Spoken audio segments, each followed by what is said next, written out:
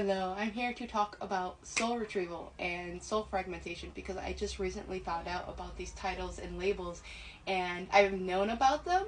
I just didn't know the titles, the labels, the things. I've called it corruption this entire time.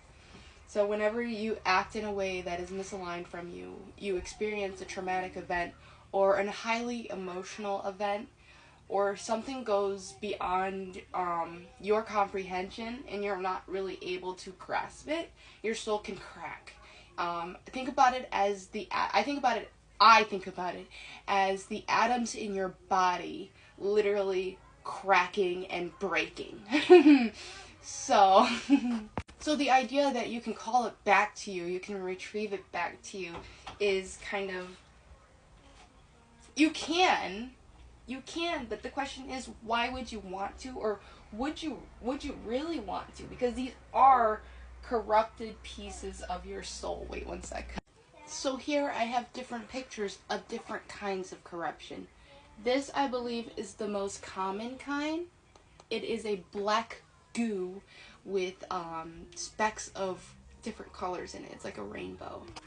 This corruption consumes everything in its path. It just suffocates and swallows everything whole. These two are two representations of ego. This is spiritual ego, and this is ego based in like reality. So you think of like those influencers that let spirituality go to their head, and they use their influence and whatever to gain money, that sorts of thing. And then this here is somebody who just exists within their ego, self-centered person. You can think a narcissist. They are corrupting themselves with their actions. This is a representation of fear. When you allow fear to rule your life, you are still corrupting your soul, just in a different way. You can have one, two, all of these. Like, there's so many different ways, forms of corruption and soul fragmentation. This person here, though, I can't. I'm gonna wait. This person here is an example of somebody who's had their soul fragmented, like completely. I've heard people associate them with like NPCs, but I don't think it's as simple as that. I think it's easier to control people when their souls are broken, when they're in this fragmented state, because they're not sure of who they are. They don't really have a good connection with the universe. They don't feel as if they have a good connection with the universe. They feel broken. They feel separated from self. They feel all these different conflicting sorts of emotions that it's not really easy to make sense of things.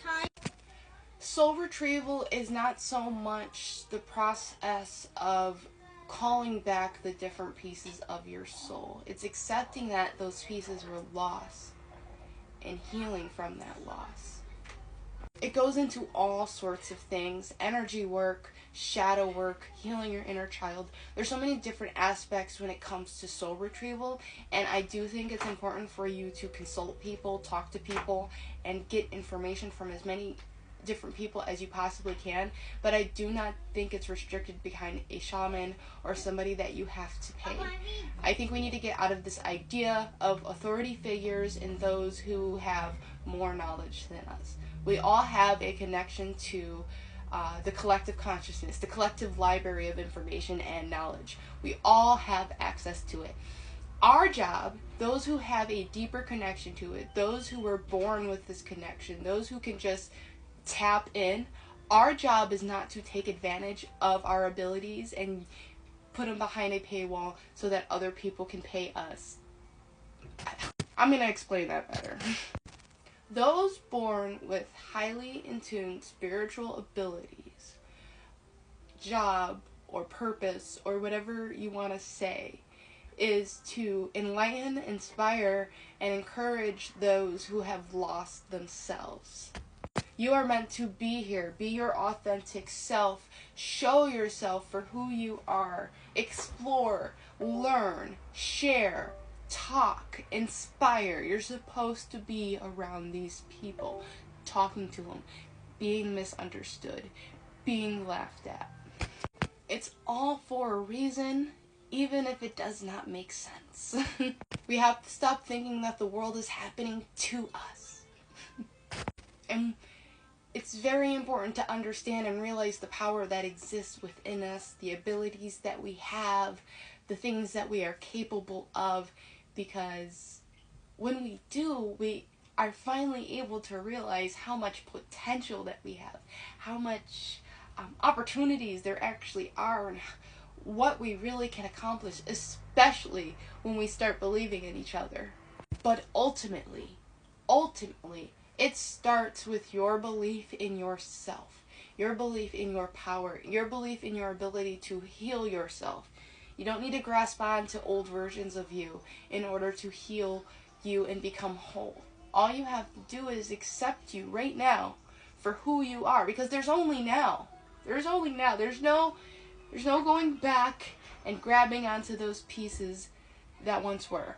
There's only now and building that future towards the person you want to see.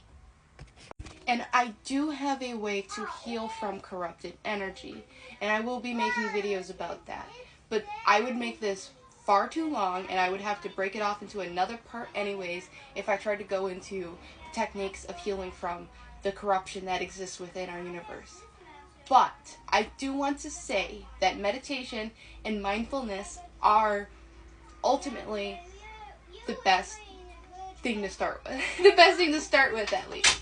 But yeah, I hope you have a great day, and I'll talk to you later. Bye.